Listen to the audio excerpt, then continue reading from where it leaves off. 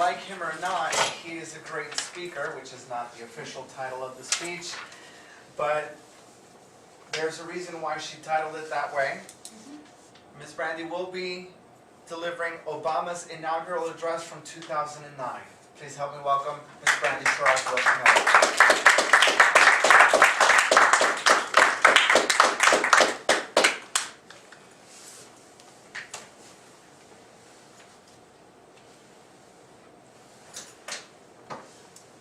To sound like a man now.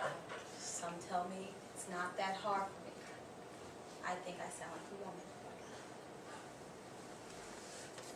So if you can, for a moment, let's pretend we are back in 2009, January 20th, 2009. And the first African American president is now addressing the nation, which is me.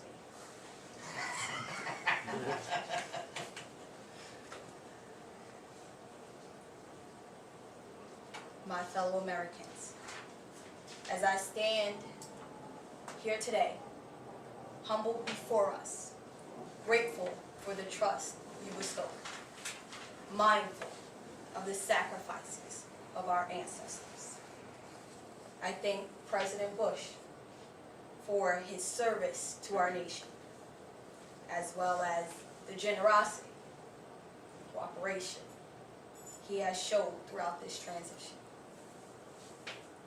44 Americans have now taken the presidential oath. The words have been spoken during rising tides of prosperity and the still waters of peace.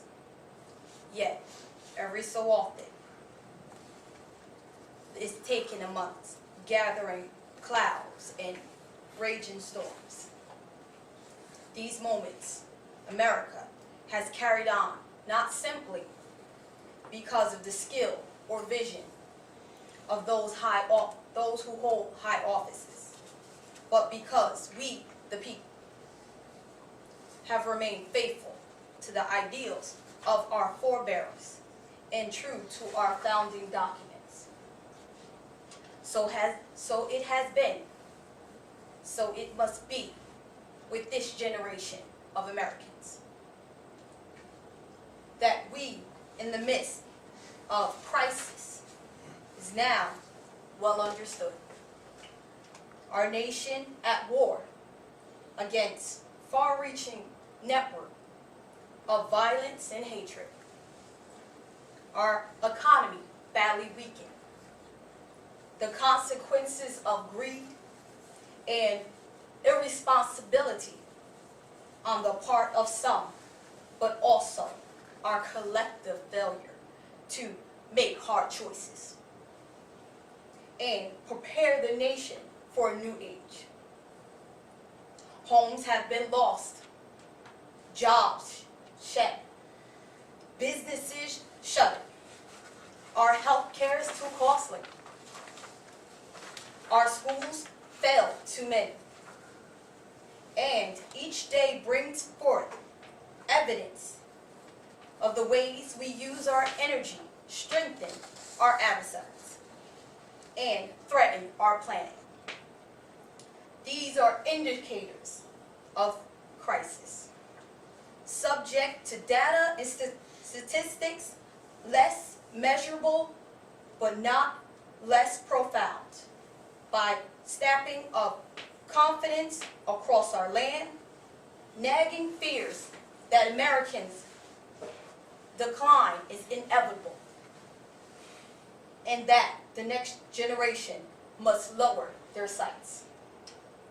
Today I say to you that the challenges we face are real, they are serious, and they are many. They will be met easily. They will not be met easily or in short span of time. But know this, America, they will be met. On this day, we together, because we chosen hope over fear, unite of purpose over conflict and discord. On this day, we continue to proclaim an end to the petty grievances and false promises that for far too long we have struggled our politics. We remain a young nation. That the time have come to set aside childish things.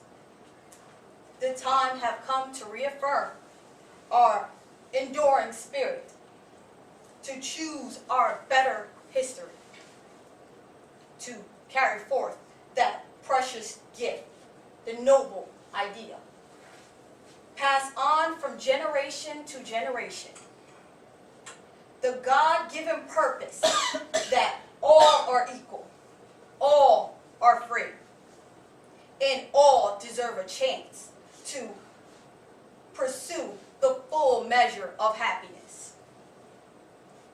In reaffirming the greatness of our nation, we understand that greatness never is given.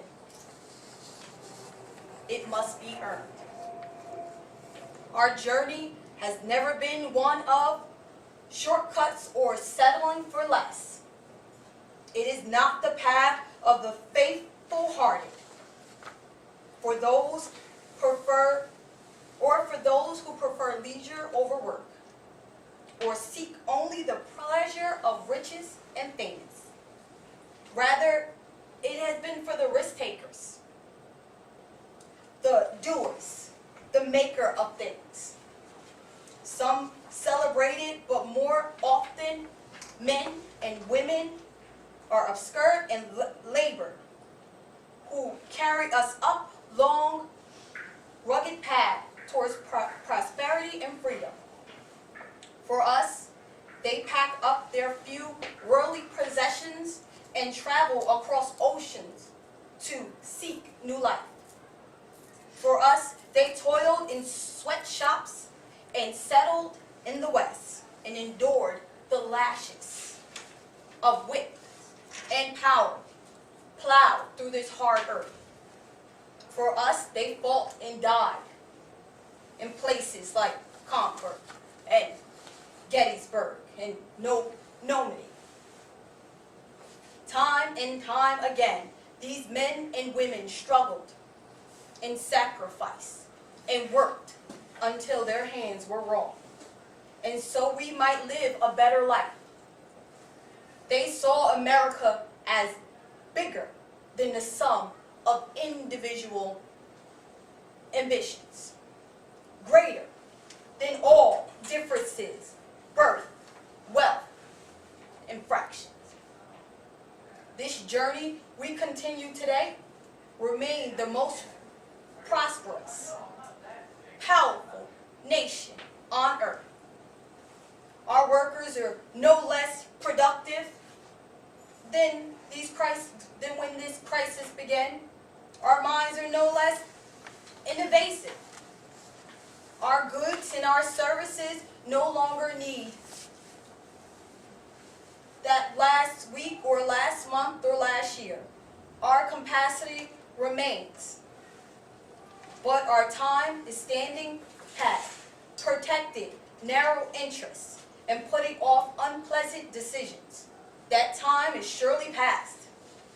Starting today, we must pick ourselves up, dust ourselves off, and begin the work to remake America. I'm going to have to stop there.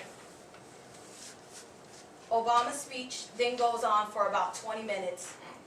He then speaks to the uniting religion and creating a better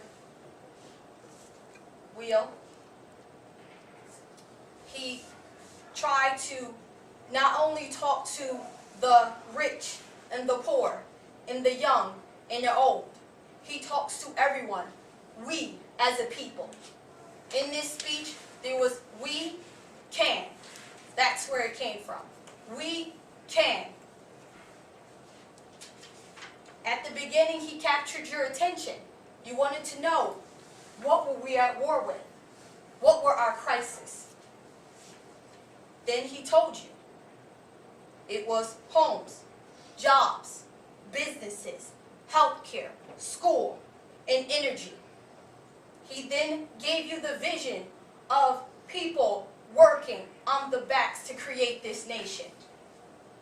And then he called you into action by telling you to dust yourself off. We are not done. We are not through. We as Americans can form this nation again. Not on greed, but together as a whole, as United States of America.